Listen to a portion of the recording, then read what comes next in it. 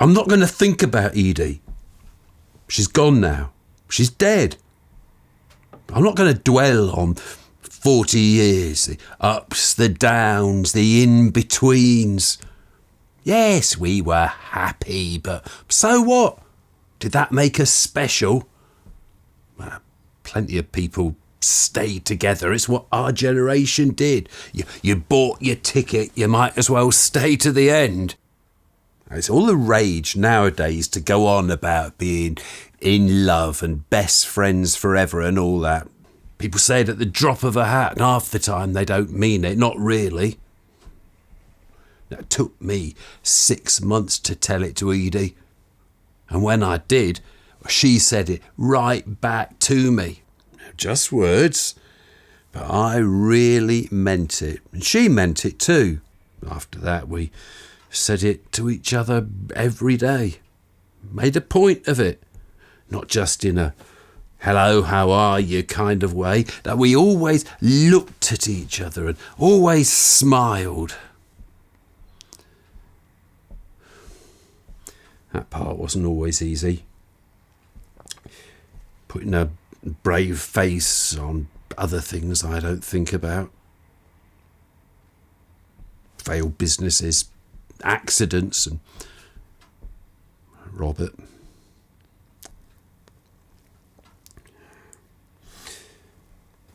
Robert.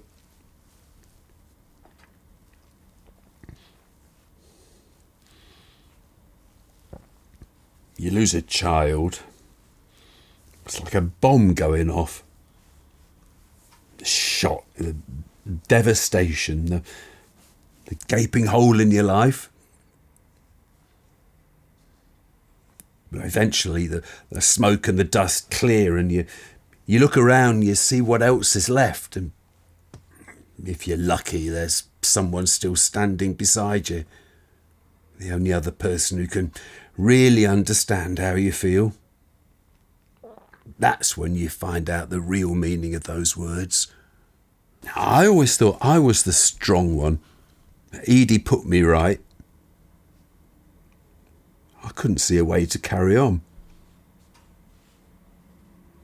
I spent weeks just lying there, feeling sorry for myself, thinking about what we could have changed. And one day, Edie came and knelt beside me, and she took my head in her hands, and she told me to stop it. Stop wallowing. Stop thinking. She told me to get up and go back to work, just like she'd done weeks before. That's when I realised how much I'd let her down.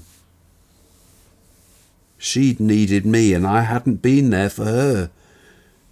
I was a different kind of pain, and it woke me up. So I went back to work. I got my head down and just thought about that day, then the next, and the next. Life changed. But the way we felt about each other didn't. There were arguments and banter, and shouting and tears, but laughter too. Plenty of that with Edie round. She'd laugh when I stubbed my toe. She'd laugh at my bad jokes. She'd laugh when I tried to mend things. Then she'd fix them herself when I failed, when my back was turned. Just like she fixed me all those years before. Oh, what a girl.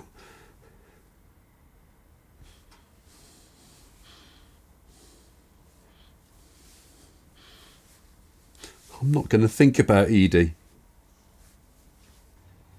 She's gone now.